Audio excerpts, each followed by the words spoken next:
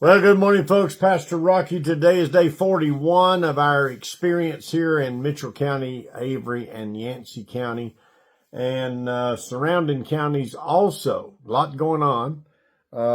We will be, if all is well, we will be back at it again in a few hours, serving breakfast and doing our thing.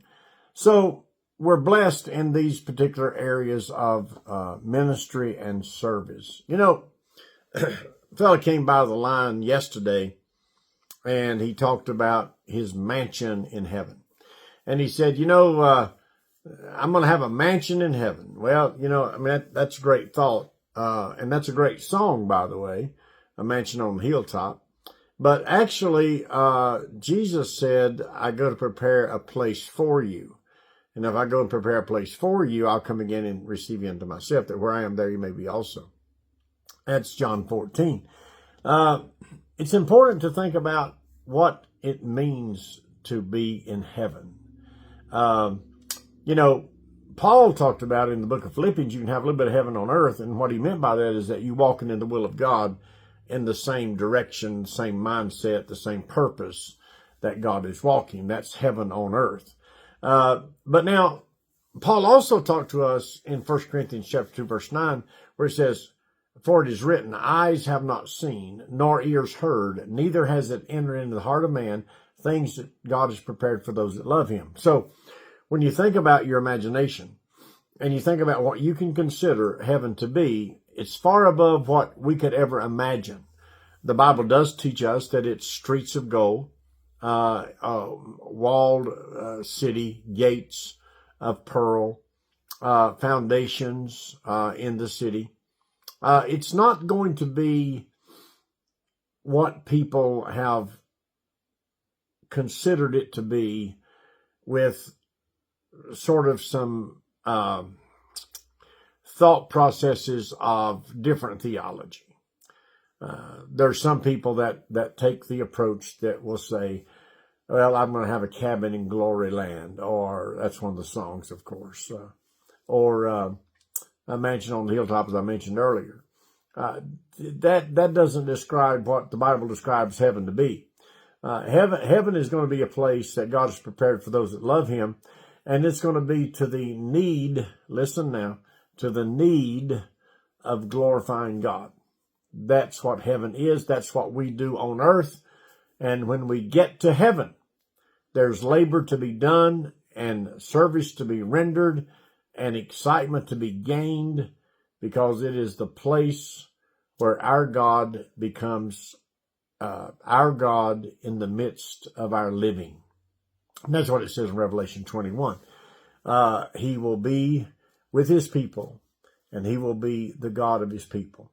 So when I think about that, and I think about, we rode around a little bit yesterday, had a couple of wellness calls yesterday, and saw some incredible devastation. And, the best you can do, you build your house, you have your stuff in your house. If you were given, let's just say 24 hours you were given to get everything out of your house that you wanted. Oh my, think about what you'd be taking. Think about how big a truck it would take. If you were told, I'm going to give you 24 hours to get everything out of your house, because in 24 hours your house is going to be gone. You think about what you'd take. But then you think about you got 24 minutes or 2 hours and 40 minutes. And all of a sudden, here comes the water. It comes into the house. The house is waist high. The house is 6 foot high. The house is 8 foot high. The house is 10 foot high. The house is submerged, and everything in it, pictures, jewelry, guns, money, TVs, furniture, dishes, refrigerator, clothes, everything you have. And it's gone. It's covered up. And then the house moves off of its foundation and goes down the river, which we saw happen in this devastated time of Helena that has come our way. The Bible is very clear for us not to put our tent pegs too deep in the ground, because this is not our home. But we can't help it sometimes to draw attention to the place that we reside, where we live, as being a sort of a permanent place. We plant a tree. We want that tree to grow and see it for year after year after year, which we don't have any hope of year after year after year, but we sort of plan it that way. We pave our driveways. We put a new mailbox up. We do shrubbery work. We fix stuff. We put vinyl siding on the house, or paint the house, or whatever, with no thought that it's not ours. We just do that to better our situation and makes us more comfortable and gives us more stuff. And that's okay. That's okay that you do that, but always with a backward thought in the mind, to back up a little bit and understand that this is only temporal. It's only here for a while. Nobody wants to lose their house. I don't want to lose the seat I'm sitting in, the phone that I'm talking to you on.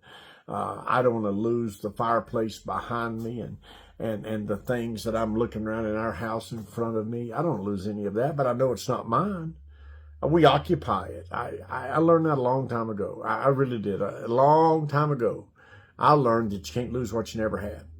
And I just don't hang on to stuff. I mean, I've got stuff that I don't want to, leave tomorrow, but I just don't hang on to it because I know that it's temporal, and there's no chance of us hanging on to it for eternity. Nor is it valuable in eternity. It'd be worth nothing.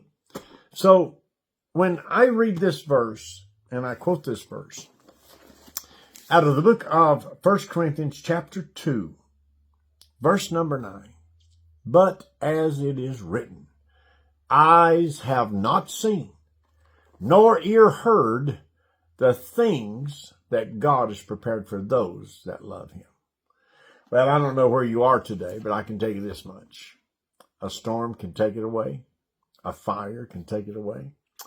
Everything that we have can be destroyed in a moment of time. But what that has been laid up for us in heaven, according to Matthew 5, 6, and 7, especially chapter 6, what's been laid up for us in heaven is going to last. So what you do for Christ is all that's going to last. Make sure you do the best you can, because that's going to be what you have when you get there, not what you're looking at or what I'm looking at. That's not going to make the trip. What you do for Christ matters. If you do that, as we're trying to do that at Spruce Pine First Baptist Church, and others are as well, God will bless you for it. God bless you. We love you. See you soon.